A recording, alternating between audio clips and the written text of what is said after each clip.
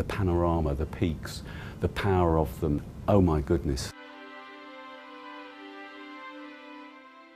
I think I went to the Himalayas by mistake. I was one of the last generations of people who could do the traditional, what was called the hippie trail. It isn't for the faint-hearted. The mountainous views quickly disappear because you're just clinging on for dear life.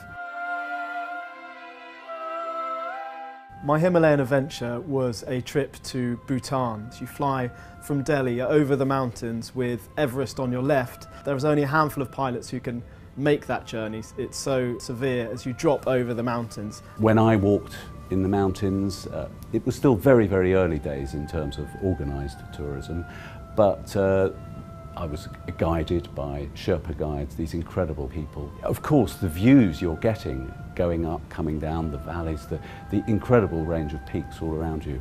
It is, to use a cliched word, it is breathtaking. There was one particular day where I really got a sense of the awe and majesty of the Himalayas. We climbed up the Dochla Pass for about 3-4 hours of solid climbing. Finally we reached the top. We were all exhausted, put down our bikes, gasping for air, and then below opened up what looked like the top of the world. It was an incredible sight, and all we had left to do was descend down to back to the foothills and admire these mountains on the way down.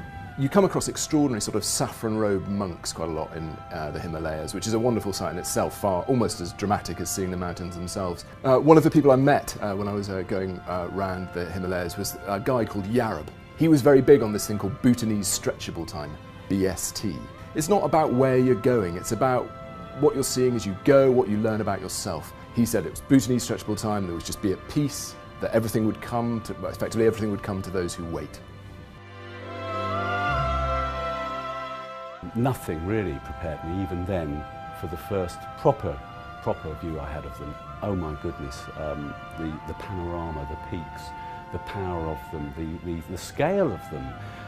Of course, up at that height, the air was crisper and clearer, which helped to create this very, very vivid memory and recollection that I have of seeing this incredible mountain range. I think being in the scale of scenery that you find in the Himalayas, it does have a sort of effect on where you see yourself in the world. You understand that you're perhaps not as important in the great scheme of things as you might imagine you would be. What's particularly special about it is it crosses so many different countries, and each one has a certain reverence for these mountains. We had a chance to go up to Tiger's Nest, and it's an incredibly spiritual place. You get a sense of what the people in Bhutan, how much the mountains mean to them, how much this Himalayan kingdom is so different from what we're used to. They have a very simple way of life, they have a very positive outlook on everything, and I think we could learn a bit from that.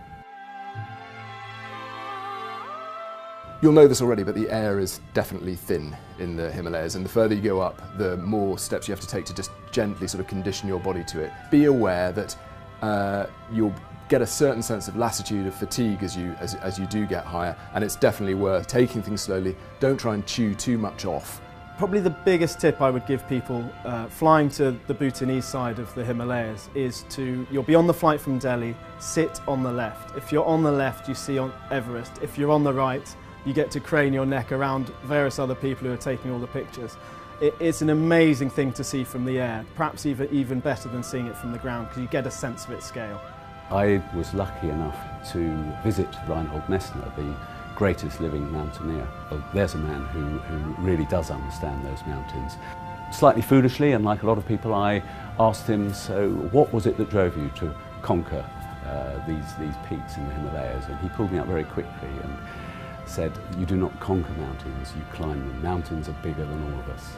I think that's a lesson to learn too, and nowhere will you learn it more vividly than in the Himalayas.